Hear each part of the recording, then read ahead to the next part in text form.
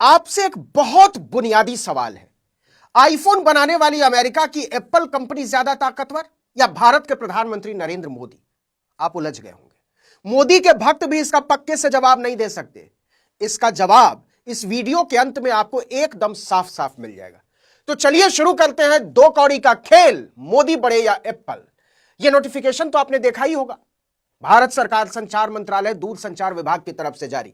पता और तारीख दोनों देख लीजिए। केबिन नंबर 4, 12वां तल्ला, संचार भवन, और तारीख है 28 नवंबर 2025, नई दिल्ली। बहुत होशियारी के तहत तारीख यहां नहीं डाली गई, लेकिन दूसरे पन्ने में नीचे पूरा छप गया। Digitally signed by Pranay Kumar, 28 नवंबर 2025 रात के 9:14 और 18 सेकंड पर। सोचिए कितनी हड़बड़ी रही होगी सरकार को कि रात को इसके लिए दफ्तर खुलवाया गया। इसका 7वें पॉइंट पर साफ लिखा है, ए, सारी मोबाइल कंपनियों को संचार साथी पहले से इंस्टॉल करके ही भारत में बेचना होगा।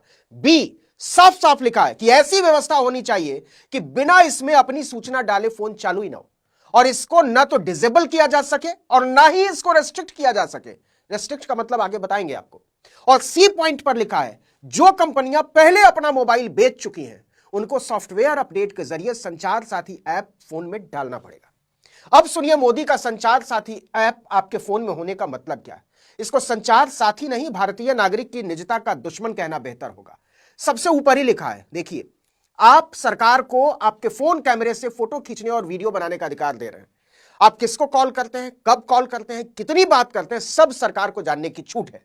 आपके फोन का स्टेटस सरकार देख सकती है, आपके सारे मैसेज सरकार पढ़ सकती है, और तो और आपके स्टोरेज से सरकार कोई भी डेटा उड़ा सकती है या उसमें नया डेटा डाल सकती है। शेयर्ड स्टोरेज में रखी आपकी सारी फाइल सरकार पढ़ सकती है। आपको इसकी कोई हवा नहीं होगी। इतना ही नहीं, सरकार आपके फोन के वाइब्रेशन मोड को कंट्रोल कर सकती है। सरकार के पास नेटवर्क का फुल एक्सेस होगा। सरकार आपके फोन को स्लीप मोड में डालने से रोक सकती है। समझ रहे हैं? कहने का मतलब यह कि आप किससे क्या बात करते हैं, कहां जाते हैं, क्या लेन देन करते हैं, किसकी फोटो आप खींचते हैं और कौन आपको अपनी फोटो भेजता है, इस पर आपसे ज्यादा सरकार का नियंत्रण होगा। बोले तो नथिंग इज पर्सनल। आपका कुछ भी व्यक्तिगत नहीं रह जाएगा।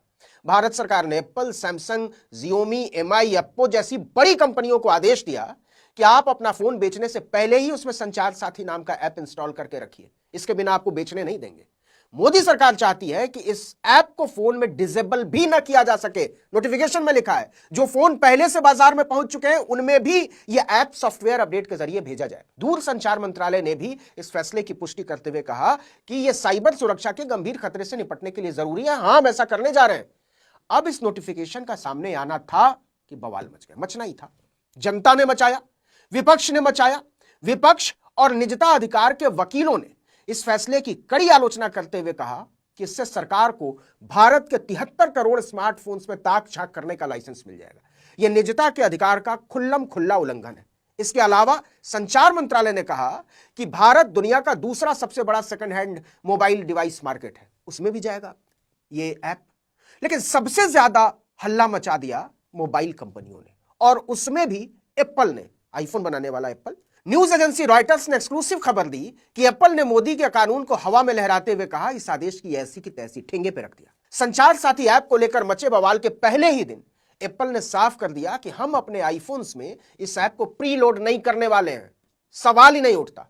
कंपनी ने डंके की चोट पर कहा कि वो भारत सरकार को बताएगी कि दुनिया में कहीं भी ऐसे आदेश का हमने पालन नहीं किया है।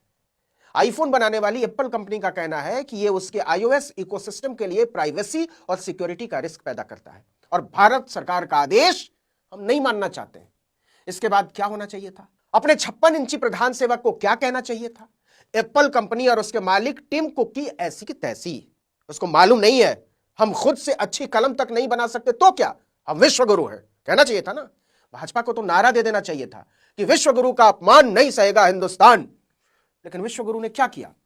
स्टैनफोर्ड और हार्वर्ड यूनिवर्सिटी रिटर्न, छठी फेल धीरेन्द्र शास्त्री के पैरों में नाक रगड़ने वाले अपने मंत्री, ग्वालियर के महल में रहने वाले ज्योतिरादित्य सिंधिया को आगे किया। कुछ करो। सिंधिया जी का गोरों के साथ खानदानी भाईचारा।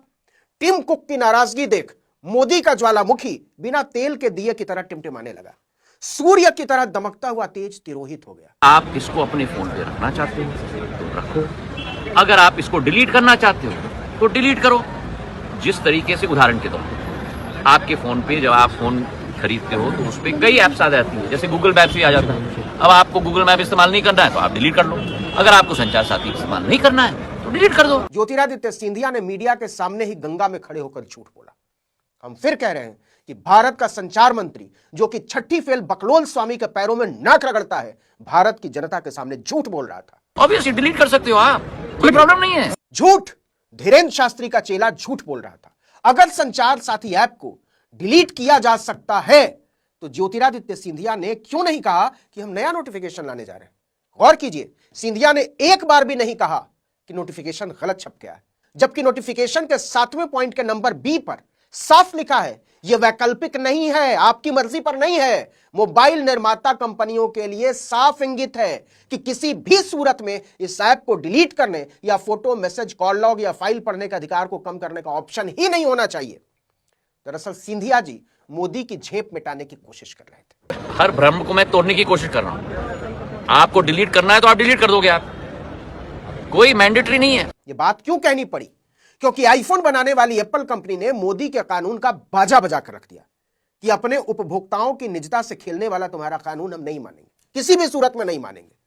और जब हम अमेरिका, इंग्लैंड, जर्मनी, फ्रांस में सरकारों की दादागिरी नहीं मानते तो आप किस खेत की मूली हैं? भारत सरकार की, नरेंद्र मोदी की, प्रधानमंत्री की धज्जी उड़ा दी है एप्पल ने।